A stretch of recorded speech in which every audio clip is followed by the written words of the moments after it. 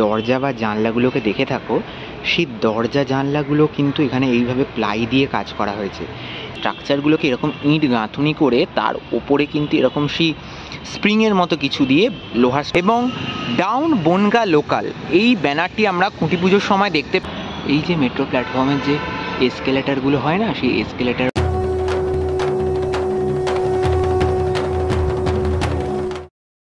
আর মাত্র কয়েকটা দিন, আর তারপরেই বাঙালির প্রাণের উৎসব দুর্গাপুজোর শুভ সূচনা হতে চলেছে। সকলকে আরও একটি নতুন ভিডিওতে জানাই স্বাগত। আর এই মুহূর্তে রয়েছি শোভাবাজার এরিয়াতে। শোভাবাজার মেট্রো স্টেশন থেকে নেমে যে পুজোগুলো আমরা পরপর দেখতে পাবো, তার মধ্যে অন্যতম একটি প্রিয় পুজো যদি বলি তাহলে কিন্তু জগৎ মুখার্জি পার্কের কথা বলতেই হয়। জগৎ মুখার্জি পার্ক গত বছর একটা অসাধারণ প্রতিমা এবং তার সাথে অসাধারণ মণ্ডপ আমাদের উপহার দিয়েছিল। আর এই মুহূর্তে জগৎ মুখার্জি পার্কের সামনের যে দুর্গা দালান, তার ঠিক সামনেটায় দাঁড়িয়ে রয়েছি আমি।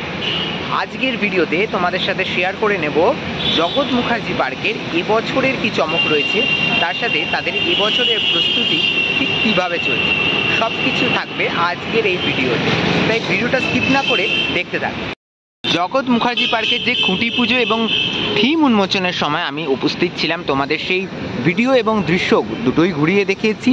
এবং ডাউন বনগা লোকাল এই ব্যানারটি আমরা খুঁটি পুজোর সময় দেখতে পেয়েছিলাম, আর এই ব্যানারটি এখানে লাগানো রয়েছে। ডাউন বনগা লোকাল পর্ব 2 জগৎ মুখার্জি পার্ক 2024 এবং ট্রেনের ওপর একটা কাটা সিম্বল দেওয়া রয়েছে।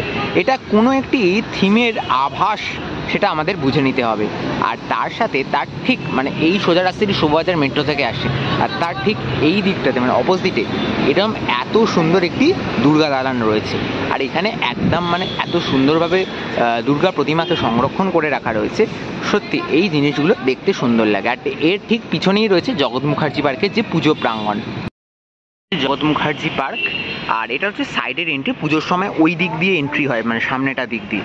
চলো ভেতরটায় যাই, ভেতরটায় গিয়ে তোমাদের সাথে ঘুরে দেখাই যে কাজ এবারে কত দূর কি এগিয়েছে। এই জায়গাটি পার্কের মতো একটি জায়গা রয়েছে, আর এই সামনে মণ্ডপের যে প্রস্তুতি সেটি চলছে আমি দেখতে পাচ্ছি।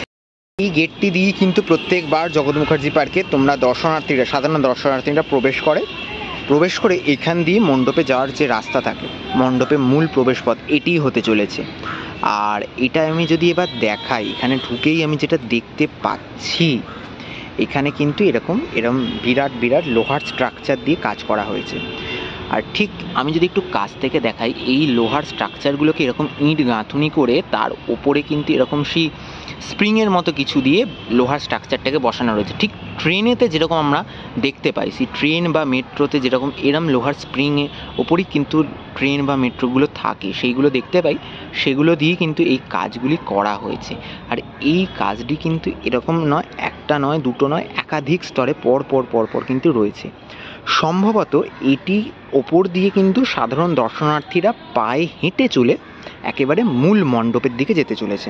আমি একটু কাছ থেকে যাই, একটু কাছে গিয়ে যদি দেখাই, এর ওপরে কিন্তু যে একটা কাঠের পাটাতন বা প্লাইউডের যে কাজগুলো, সেইগুলো হয়ে যাওয়ার পর এর ওপর দিয়ে কিন্তু মানুষরা হেঁটে চলে একেবারে ভেতরে যেতে পারবে।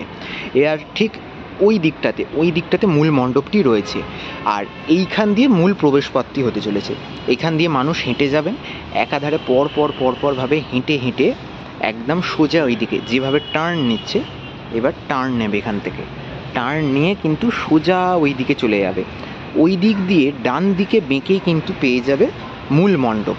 আর এইখানে যেই বিরাট বিরাট প্লাইউডের যে স্ট্রাকচারগুলো দেখতে পাচ্ছ, এগুলো আদতে কিন্তু মেট্রোর যে বাইরের স্ট্রাকচারগুলো, মানে যে মেট্রো বা ট্রেন তোমরা দেখেছো, সেই মেট্রোর যে বাইরের স্ট্রাকচারগুলো এখানে কিন্তু আপাতত রয়েছে। এগুলোকে ধীরে ধীরে সম্ভবত এই যে স্ট্রাকচারগুলি দাঁড় করানো রয়েছে, যার উপর দিয়ে মানুষ হেঁটে যাবে, তার গায়ে জিনিসগুলোকে দাঁড় করানো হবে ঠিক এইভাবে।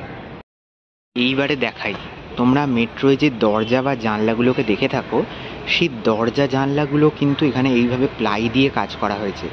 এগুলোকেই হয়তো এই মণ্ডপের ঠিক এই জায়গাগুলোতে ইনস্টল হবে ধীরে ধীরে। এই যে প্লাইগুলো দেখছো, যেগুলো স্ট্রাকচারগুলো রয়েছে, এগুলো হয়তো মেট্রোর ছাদ হিসাবে, যে সিলিং হিসেবে, সেইগুলো হয়তো ইনস্টল হতে পারে। মানে টোটাল একটা মেট্রোর যে বডি, সেই মেট্রোর বডি কিন্তু এখানে পুরোপুরি প্রস্তুত হচ্ছে। এই জায়গাটা কিন্তু একটা বেন্ড মতো হয়েছে, মানে এই জায়গাটা দিয়ে লাইনটা পুরো বেঁকে গেছে, এই দিকে বেঁকে গিয়ে সোজা একেবারে চলে গেছে এই দিকে। আর এইখান থেকেই মানুষ যাবে, গিয়ে একেবারে ডান হাতে কিন্তু মণ্ডপে প্রবেশ করবে। আচ্ছা, এইবার এই দিকটা থেকে একটু দেখানোর চেষ্টা করি, যতটা অ্যালাউ আছে ততটা দেখাতে পাচ্ছি।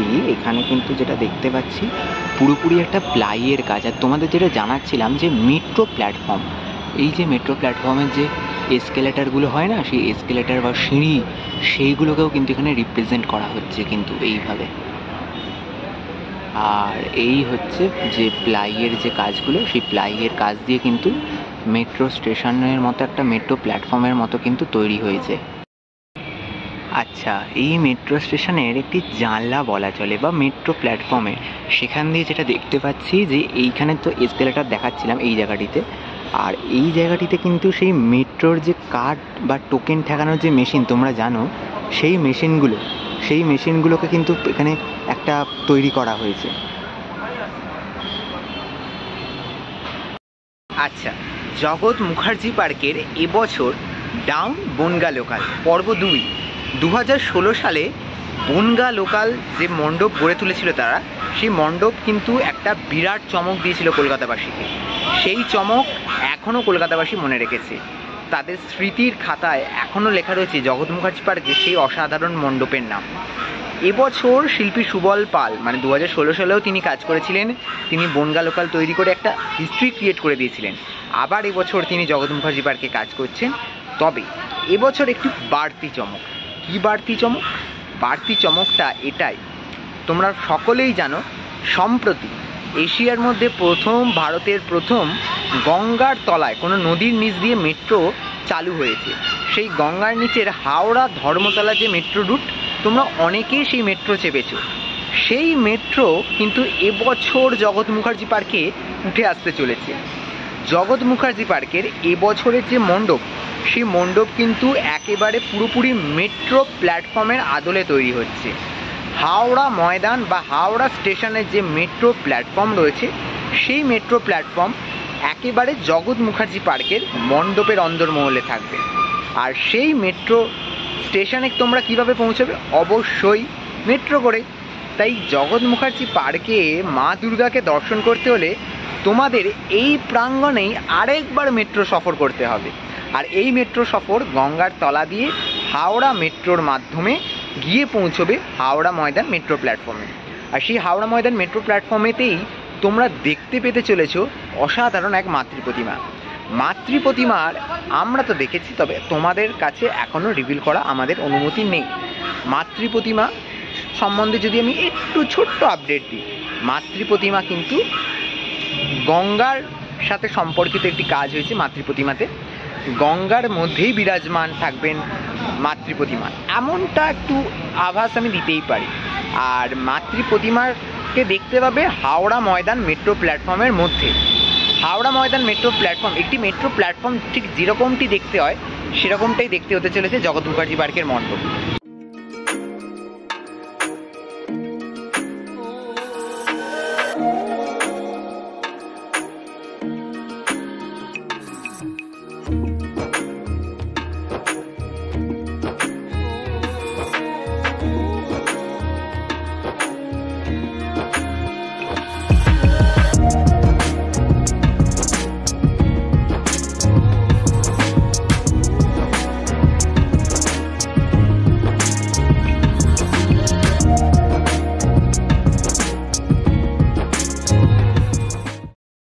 তাহলে জগৎ মুখার্জি পার্কের এই মণ্ডপ তোমাদের সাথে শেয়ার করে নিলাম।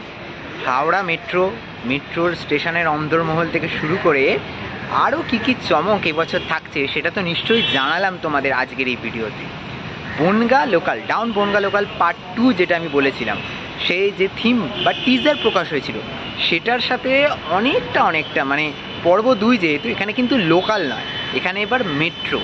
এই মেট্রো হিস্ট্রি ক্রিয়েট করেছিল কিছুদিন আগে, গঙ্গার তলা দিয়ে কোনো নদীর নিচ দিয়ে দেশের প্রথম মেট্রো চলাচল করে, সেই মেট্রোর হিস্ট্রি, তার সাথে কলকাতা মেট্রো এই অক্টোবরেই তার 40 বছর পূর্ত করছে। এই 40 বছরের জয়যাত্রার কাহিনী এবছরের এই জগৎ মুখার্জি পার্কের পুজো মণ্ডপে থাকতে চলেছে। তার সাথে অসাধারণ মাতৃ প্রতিমা, শিল্পী সুবল পালের যে মাতৃ প্রতিমা তোমরা অনেকেই জানো হয়তো কতটা সুন্দর হয়। আর এই মাতৃ প্রতিমার বৈশিষ্ট্য কী থাকতে চলেছে সেটাও কিছুটা আভাস দিয়ে দিয়েছি তোমাদের।